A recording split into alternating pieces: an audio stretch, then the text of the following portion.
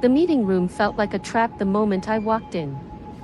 My boss Greg was sitting there with this twisted little smile, the kind you see when someone's about to enjoy hurting you. 6 years of working my tail off.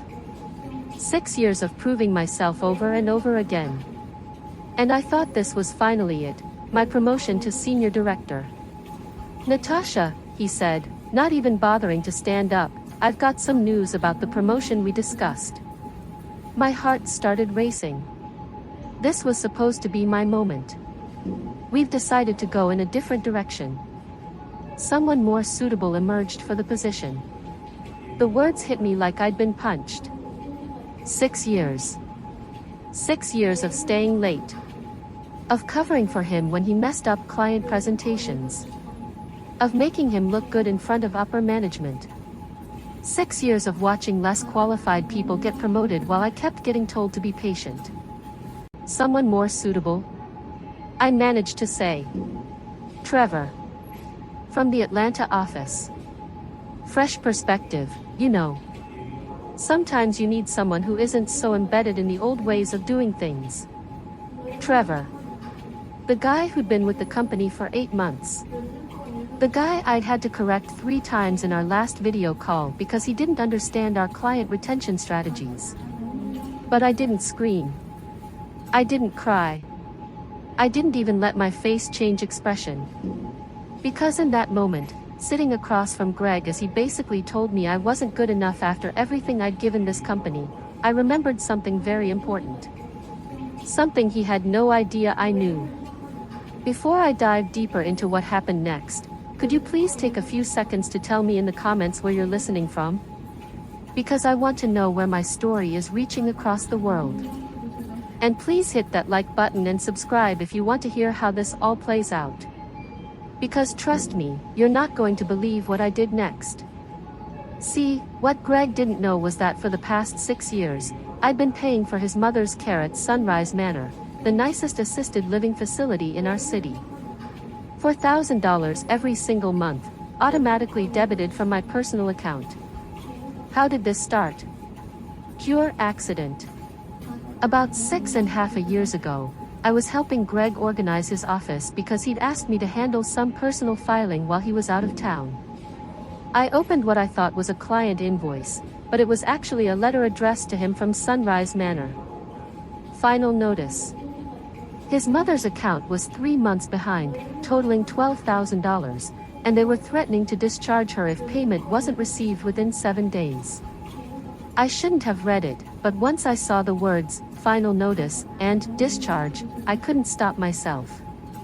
The letter went on to explain that Mrs. Patterson would need to be transferred to a state-funded facility if the family couldn't meet their financial obligations. That evening, I did something probably crazy. I called Sunrise Manor pretending to be from a financial assistance program, asking about their anonymous donor options. Turns out they had a whole system set up for families who wanted to quietly help with residents' care costs, rich people guilt money, mostly. I set up an automatic payment system that same week.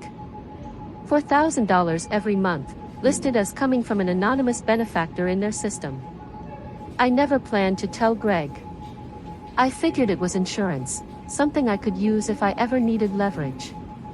But here's the thing that made it all so perfect. Greg never knew the payments had stopped. When his account went delinquent, he thought the facility was just being patient with him while he figured out his finances. When the anonymous payments started showing up covering his mother's full monthly costs, he was told simply that a generous donor had chosen to help. And Greg? He took full credit.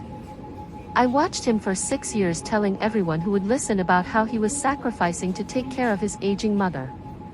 How he was working extra hours to afford her care. How proud he was to be the son who stepped up when family needed him. He even got teary-eyed at the company holiday party last year, talking about how his mother always told people what a wonderful provider he was. His mother, meanwhile, had no idea about the anonymous donor. As far as she knew, Greg was paying every penny of her care costs. She bragged about him constantly, to the other residents, to the staff, to anyone who would listen.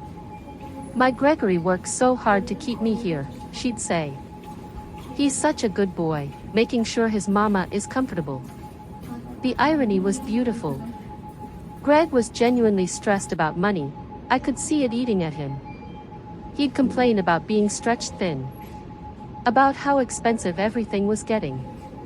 About how he worried constantly about being able to afford his mother's care long term. He had no idea that the financial pressure he thought he was under had been lifted 6 years ago by the same employee he kept passing over for promotions. But that Tuesday morning, sitting in that meeting room, listening to him tell me I wasn't suitable for advancement, something shifted inside me. The insurance I'd been carrying all these years suddenly felt like it was time to cash it in. I looked at Greg, with his smug little expression, and said, "I understand completely. Trevor sounds like a great choice." "I'm glad you're taking this so well," he said, actually sounding surprised. "Some people don't handle disappointment with such professionalism." "Oh, I've learned a lot about professionalism working here," I told him. "Especially about how important it is to be honest and transparent about your contributions." He nodded like he'd given me some profound wisdom. "Exactly. That's the kind of mature attitude that'll serve you well in your current role." Current role. Like I should be grateful to keep doing the same job I'd been overqualified for since year 2. I shook his hand, thanked him for his time, and walked back to my desk. Then I opened my laptop and navigated to my bank's website. The automatic payment to Sunrise Manor was scheduled to process the next day, $4,000, like clockwork, like it had been for 72 months straight. I stared at that payment screen for about 30 seconds, thinking about Greg's mother telling everyone what a devoted son she had. Thinking about Greg accepting praise for sacrifices he'd never made. Thinking about someone more suitable getting the job I'd earned. I clicked Cancel Automatic Payment. Then I called Sunrise Manor's billing office. "Hi, this is regarding the anonymous donor account for Mrs. Eleanor Patterson in room 247.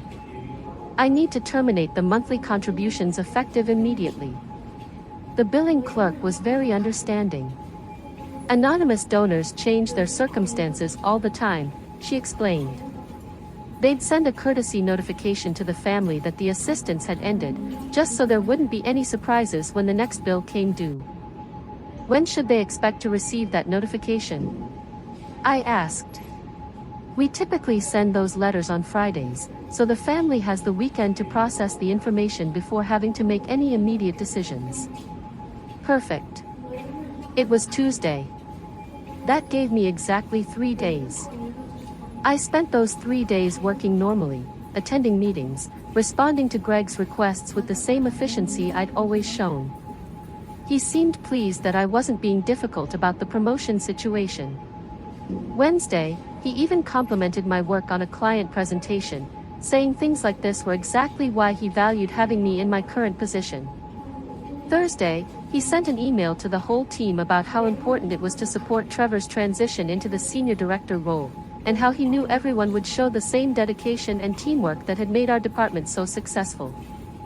Friday morning, I arrived at work early and spent some time organizing my desk. I had a feeling things were about to get very interesting. Around 11 o'clock, Greg's office phone rang. Then it rang again. And again. By noon, he was pacing behind his glass office walls, holding what looked like a very intense conversation. I couldn't hear the words, but his body language was getting more agitated by the minute. Friday afternoon, he left early without saying goodbye to anyone. Monday morning, Greg looked like he hadn't slept in days. His usually perfect hair was messy, his shirt was wrinkled, and he kept checking his phone every few seconds. He barely made eye contact with anyone during our weekly team meeting. Tuesday, I was at my desk reviewing quarterly reports when Greg appeared beside me, not at my desk, not in my cubicle space, but literally right beside my chair. Close enough that I could smell his cologne and see that his hands were shaking slightly. "Natasha," he said, and his voice sounded strange. Tight. "I need to ask you something. And I need you to think very carefully before you answer." I looked up at him with what I hoped was an expression of polite curiosity. Of course. What's on your mind? The anonymous donor who's been helping with my mother's care at Sunrise Manor. The payment stopped last week, and he paused, running his hand through his hair. I need to know if you know anything about who that person might be. This was the moment I'd been waiting for. 6 years of preparation had led to this exact conversation. Anonymous donor? I said, tilting my head slightly. I'm not sure I understand what you're asking. Someone has been paying $4,000 a month toward my mother's assisted living costs for the past 6 years. The facility won't tell me who it is because of privacy policies. But the payments just stopped, and my mother is going to be transferred to state care by Friday if I can't come up with the money. The desperation in his voice was perfect, not just panic about the money, but something deeper. The realization that everything he'd built his identity around was crumbling. That's a lot of money. I said sympathetically, I had no idea you were getting help with those costs. You always made it sound like you were handling everything yourself. His face went pale. You can't tell anyone about this, please. If people at work found out that I haven't actually been paying for my mother's care myself. But why would that matter? I asked innocently. I mean, if someone was generous enough to help your family, that's wonderful. There's no shame in accepting help when you need it. You don't understand, he said, and now his voice was getting desperate. I've been telling everyone, including my mother, that I was covering all her expenses. If she finds out that someone else has been paying this whole time and that I had no idea who it was. I watched understanding dawn in his eyes. Not just that he was about to lose his mother's care, but that his entire reputation was built on a lie. 6 years of colleagues respecting him for being such a devoted son. 6 years of his mother being proud of his sacrifice. 6 years of taking credit for generosity that wasn't his. Greg, I said gently, is there something specific you think I might know about this situation? He stared at me for a long moment. I could practically see his brain working, trying to figure out if there was any way this could be a coincidence. The timing was too perfect. The anonymous donor stops giving the exact week he denies my promotion. Natasha, he said slowly, please tell me you didn't. I stood up from my desk and looked him directly in the eyes. I said, keeping my voice perfectly calm and professional, that someone more suitable would handle the situation. The color drained completely from his face. You've been paying for my mother's care for 6 years. Anonymous donor, I corrected. I would never want to take credit for something like that. Just like I would never want to take credit for work I didn't do or achievements that weren't mine. He grabbed the edge of my desk like he needed support to stay standing. Why? He whispered. Why did I help your mother or why did I stop? Both?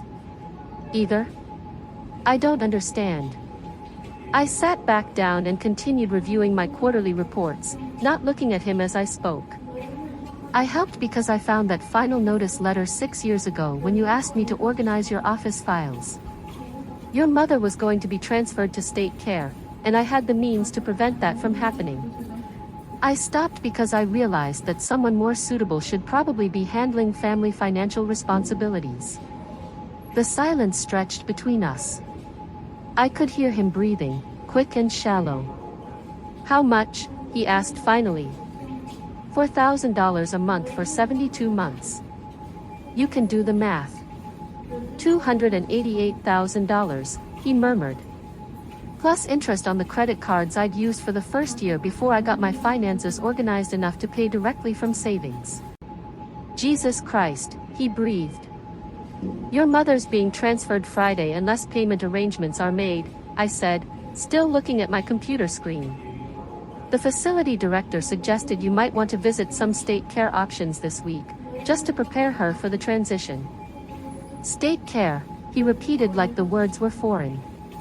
I'm sure she'll understand once you explain that the anonymous donor situation changed.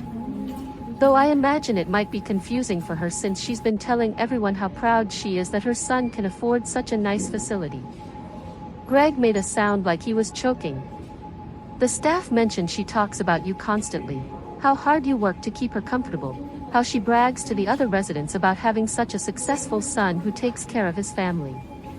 I'm sure that won't change even after she finds out about the actual financial situation. You don't understand, he said, and now there were tears in his voice. She'll never forgive me. Not for lying to her for 6 years, but for not being the son she thought I was. And that's when I finally looked up at him. Greg, I said, I've spent 6 years watching you take credit for my work, my ideas, my contributions to this company. I've watched you accept praise for sacrifices you never made and achievements you never earned. I've watched you build a reputation on foundations that weren't yours. His legs seemed to give out and he sank into the chair beside my desk. But I never knew, he said weakly. I never knew you were paying for her care. That's what makes it so perfect, I told him. You built your entire identity as the devoted son on something you had no control over, just like you've built your management reputation on work you didn't actually do. The realization was settling over him now, the full scope of what was happening. Not just the immediate crisis with his mother's care, but the complete destruction of everything he'd used to define himself. What do you want? He asked finally. I don't want anything, Greg. I wanted that promotion, but you made it very clear that someone more suitable was available. The promotion, he said, understanding finally clicking. You could have told me any time in the past 6 years. You could have told me what you were doing. And what would you have done? Given me a raise? Promoted me? Or would you have found a way to make it about how generous and forward-thinking you were as a manager, having an employee who cared so much about company family values? He couldn't answer, because we both knew the truth. Your mother has 4 days, I said, turning back to my computer. I'm sure someone suitable will figure out a solution. Greg sat there for another minute, staring at me like he was seeing me for the first time. Then he stood up slowly and walked back to his office. I watched him through the glass walls as he sat at his desk with his head in his hands. But this was just the beginning. Because what Greg didn't realize yet was that his problems were about to get much, much worse. That afternoon, I heard Greg on the phone with multiple people, first what sounded like his bank, asking about emergency loan options. Then someone who was probably his mother, his voice getting higher and more strained as the conversation went on. By 4 o'clock, he was calling assisted living facilities asking about payment plans and financial assistance programs. Wednesday morning, Greg looked worse. His usual confidence was completely gone, replaced by this frantic energy that everyone in the office was starting to notice. During our team meeting, he kept losing his train of thought mid-sentence and checking his phone under the table. Everything okay, Greg? Asked Miranda from accounting. Fine, fine, he said quickly, just some family logistics to sort out. But it wasn't fine. And it was about to get so much worse. Thursday around lunchtime, I got a call at my direct line from someone I wasn't expecting. Is this Natasha Chen? This is Patricia Williams from Sunrise Manor's administrative office. My heart started beating faster. Yes, this is Natasha. I'm calling because we have a rather unusual situation with the Patterson account, and your name came up in our records as an emergency contact. Emergency contact? I'd forgotten about that detail from 6 years ago when I'd set up the payment system. They'd asked for someone to contact if there were ever issues with the anonymous donor account, and I'd given them my information. What kind of situation? I asked. Well, Mr. Patterson came in yesterday quite upset about the anonymous donor payments ending. He was asking a lot of questions about who had been making the contributions, and he seemed to think it might be someone he worked with. This was interesting. I see. The thing is, he's been telling his mother and our staff for years that he was personally covering all her care costs. But when we pulled the account history to help him understand the payment situation, It became clear that he hasn't made a single payment toward her care since 2019. 2019, the year I'd started the anonymous donations. That must be confusing, I said carefully. Ms. Chen, I need to ask you directly. Are you the anonymous donor who's been covering Mrs. Patterson's expenses? I took a deep breath. I was. Yes. Can I ask why you stopped the payments? This was the moment I'd been preparing for, though I hadn't expected it to come from the facility directly. My circumstances changed, I said. I'm no longer in a position to continue that level of financial assistance. I understand completely, Patricia said. These arrangements change all the time. But I'm calling because Mr. Patterson is making some rather serious accusations about the timing of your decision, and frankly, we're concerned about the family dynamics here. What kind of accusations? He's suggesting that you deliberately timed the payment cancellation to coincide with some workplace conflict. He's quite agitated and has been making phone calls from his mother's room, disturbing other residents. He's also upset our billing staff by demanding information we legally cannot provide about donor privacy. Greg was spiraling, and he was doing it publicly. Patricia, I said, I made those payments for 6 years out of personal choice. I stopped them for personal reasons. Mr. Patterson's workplace behavior has nothing to do with his mother's care, and I'm sorry he's implying otherwise. Of course. I just wanted to touch base with you directly because Mrs. Patterson is asking a lot of questions about why her son seems so upset, and we want to make sure we're handling the situation appropriately. After I hung up, I realized Greg's problems were multiplying in ways he probably hadn't anticipated. Not only was he facing financial crisis and family humiliation, but he was creating a paper trail of erratic behavior that could follow him professionally. Friday morning, the day his mother was supposed to be transferred, Greg didn't come to work. But Trevor did. Trevor, the golden boy from Atlanta who'd gotten my promotion, walked into our morning meeting looking confused and uncomfortable. Has anyone heard from Greg? He asked. We were supposed to review the transition timeline today, but he's not answering his phone or email. Miranda checked her calendar. He didn't put anything about being out of office on the shared schedule. This is weird, said Kyle from our development team. Greg never misses meetings without notice. I said nothing, but I was wondering what was happening at Sunrise Manor. Had Greg managed to come up with the money? Had his mother been transferred? Was he dealing with the fallout of 6 years of lies finally coming to light? My question was answered around noon when my desk phone rang again. Natasha, this is Patricia from Sunrise Manor again. I'm sorry to bother you, but we have a situation that requires some clarification. What's happening? Mrs. Patterson's transfer was supposed to happen this morning, but Mr. Patterson showed up with a cashier's check for $12,000, enough to cover the immediate debt and buy some time. However, there's been an incident. What kind of incident? Mrs. Patterson apparently overheard her son arguing with our billing director about payment histories and anonymous donors. She became very upset and demanded to know what was being discussed. When Mr. Patterson tried to explain the situation to her, Patricia paused, and I could hear voices in the background. Let's just say Mrs. Patterson is not happy about learning that someone else has been paying for her care while she's been bragging about her son's financial support for the past 6 years. Oh no. This was going even worse than I'd expected. She's currently refusing to speak to her son and has requested that he not be allowed in her room until she decides whether she can forgive him for making her look like a fool to everyone in this place. The devastation was complete. Not only had Greg's financial identity been destroyed, but his relationship with his mother was potentially ruined forever. Patricia, I never intended for Mrs. Patterson to be hurt by this situation, I said, and I meant it. I genuinely just wanted to help when I started making those payments. I understand, and please don't feel responsible for the family dynamics here. But there is one more thing I need to mention. Mr. Patterson has been asking our staff for your personal contact information.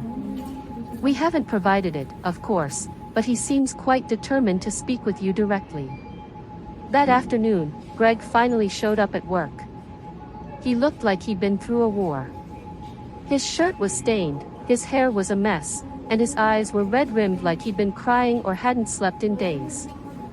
He walked straight to my desk without even stopping at his office. "We need to talk," he said, his voice barely controlled. "I'm working," I replied, without looking up from my computer. "My mother won't speak to me. She thinks I'm a liar and a fraud. The entire staff at her facility knows I haven't been paying her bills. I had to borrow money against my house to keep her from being transferred, and even then she might never forgive me." I finally looked at him. "I'm sorry your mother is upset." "Sorry?" His voice was getting louder, and people were starting to look over. "You destroyed my family and you're sorry?" "Greg," I said calmly, "I helped your family for 6 years. You destroyed your own reputation by taking credit for something you didn't do. You could have told me. You could have said something. And then what? You would have felt obligated to pay me back. You would have given me that promotion out of guilt. You would have treated me differently because you owed me money." He stared at me, and I could see him realizing that I was right. If he'd known about the payments, it would have changed everything between us, but not necessarily in ways that would have been good for my career. "Besides," I continued, "I thought someone more suitable would handle the situation." "Stop saying that," he snapped. "Why?" "It's what you told me about my promotion. Someone more suitable emerged. Trevor was a better choice. I was too embedded in the old ways of doing things, remember?" That's when Trevor himself appeared beside us, looking extremely uncomfortable. "Hey, Greg. I've been trying to reach you all morning. We really need to go over these client files before my presentation on Monday." Greg turned to look at Trevor, and I watched something shift in his expression, not anger, exactly, but a kind of desperate calculation. "Actually, Trevor," Greg said, "I think we need to discuss something about your promotion." Trevor looked confused. "What about it?" "Well, it's come to my attention that there might have been some oversight in the selection process. Some qualifications that weren't properly considered." I felt my stomach drop. Greg was going to try to fix this by giving me the promotion now, thinking it would somehow undo the damage. But it was too late for that. And frankly, I didn't want the job anymore. Not like this. "Greg," I said quietly, "don't." "Don't what?" he demanded. "Don't try to make this right. Don't acknowledge that you've been the backbone of this team for 6 years while I was taking credit for everything you did." Trevor was looking back and forth between us like he'd walked into the middle of a movie he didn't understand. "What's going on here?" Trevor asked. "What's going on," Greg said, his voice getting bitter, "is that I've been a complete fraud. And the person who should have gotten your job has been carrying my entire life for the past 6 years." "Greg, stop," I said, standing up. People were really staring now, and this was getting out of hand. "No, I won't stop," he said, turning to address the whole office. "Everyone should know what kind of manager I've been. Everyone should know that Natasha has been doing half my job while I took all the credit, and that she's been paying for my mother's medical care while I let everyone think I was some kind of devoted son." The office went completely silent.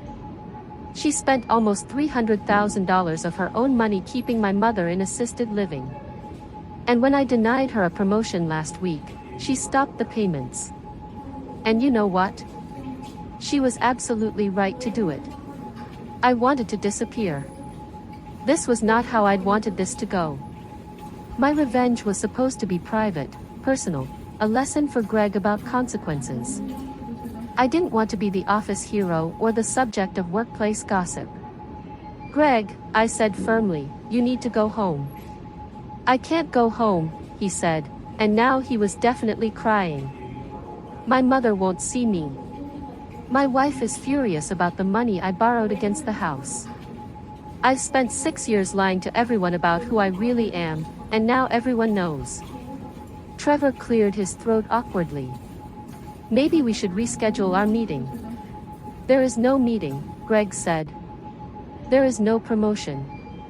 Natasha should have been senior director years ago, and the only reason she wasn't is because I was too insecure and too much of a coward to admit that she was better at this job than I'll ever be. That's when our department head, Lisa, appeared at the edge of our workspace. Greg, I need to see you in my office immediately, she said, her voice tight with the kind of control that meant someone was in serious trouble. Lisa, Greg said, wiping his eyes, before you say anything, you should know that I've been fundamentally dishonest about my capabilities and contributions to this department. Greg. My office. Now. As they walked away, I realized that my quiet, personal revenge had just become a very public workplace crisis. Trevor was still standing there, looking shell-shocked, and everyone in the office was pretending to work while obviously listening to every word. Natasha, Trevor said quietly, is what he said true? About the promotion, and the money, and everything? I sat back down at my desk and opened my laptop. Trevor. I said you got the job fair and square. Management made their decision based on what they thought was best for the company. But if you were more qualified, qualifications don't always determine outcomes, I told him. Sometimes other factors come into play. He stood there for another minute, clearly wanting to ask more questions, but I kept working and eventually he walked away. 20 minutes later Lisa came back without Greg. Natasha, can I see you privately? We went to the small conference room and Lisa closed the door. I need you to tell me what really happened here, she said. So I did. I told her about finding the letter, about the anonymous payments, about Greg taking credit for his mother's care while genuinely believing he was financially struggling. I told her about the promotion decision and my choice to stop the payments. You paid almost $300,000 for your boss's mother's medical care, Lisa repeated slowly. I did. For 6 years, yes. And he never knew? Not until this week. Lisa leaned back in her chair. Natasha, this is the most complicated workplace situation I've ever encountered. I understand if there need to be consequences, I said. I know my actions created a conflict of interest even if Greg didn't know about it. Consequences? Lisa looked at me like I was crazy. Natasha, you basically subsidized an employee's family obligations out of your own pocket for 6 years. That's not a conflict of interest.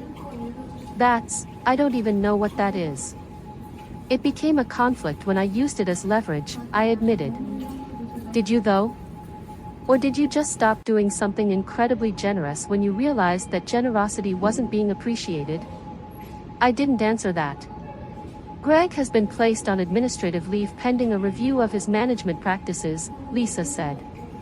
Apparently this situation has prompted some other team members to come forward with concerns about taking credit for their work and contributions. That surprised me. I hadn't known other people had noticed. We're going to need to restructure this department, Lisa continued, and frankly we're going to need someone to lead that restructuring process. Someone who understands the team dynamics and has the respect of the other employees. I looked at her carefully. What are you asking me? I'm asking if you'd be interested in Greg's position. Not the senior director role that went to Trevor, the department head position. Greg's job. I sat there for a moment, processing what she was saying. 6 months ago I would have jumped at this opportunity. But now, after everything that had happened, I wasn't sure I wanted to stay with this company at all. Can I think about it? I asked. Of course. Take the weekend.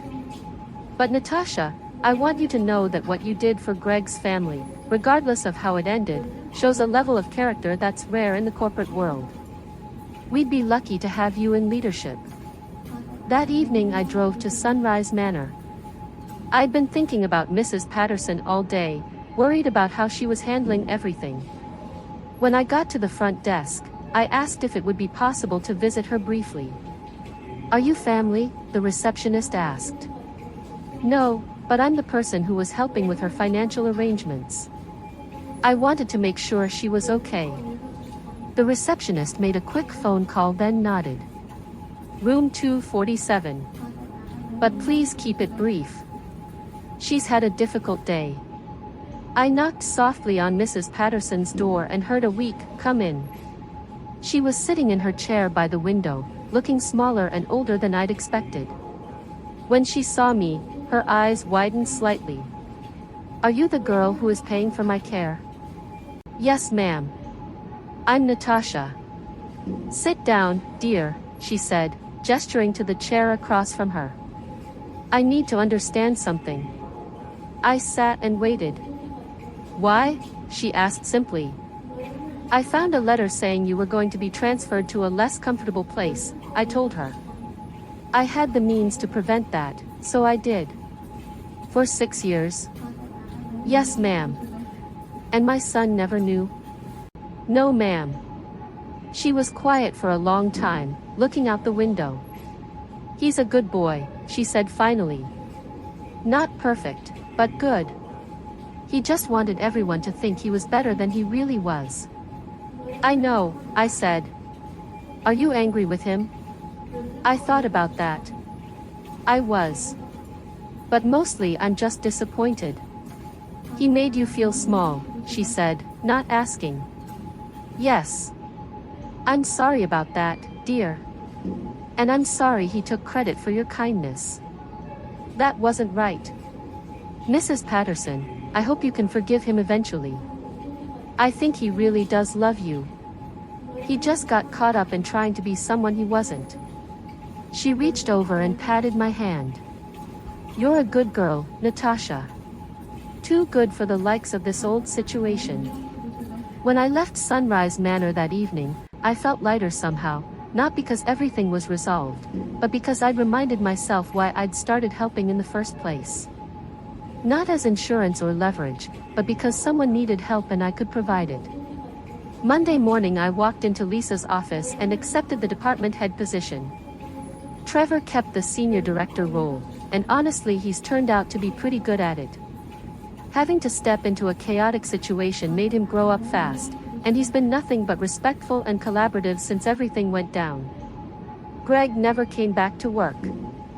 I heard through office gossip that he took a job with a smaller company in a different city and that he and his mother eventually worked things out. I hope that's true. As for me, I learned something important about revenge. The most powerful kind isn't about destroying someone else. It's about stopping your own participation in something that doesn't serve you. For 6 years I'd been enabling Greg's false image of himself while diminishing my own worth. When I stopped doing that, the natural consequences took care of everything else. Sometimes the best revenge is just stepping back and letting people face the reality they've created for themselves. If this story resonated with you, I'd love to hear about it in the comments. Have you ever been in a situation where you were undervalued despite everything you were contributing? How did you handle it? And please hit that like button and subscribe if you want to hear more stories like this one. Sometimes the most unbelievable things that happen to us are the ones that are completely true.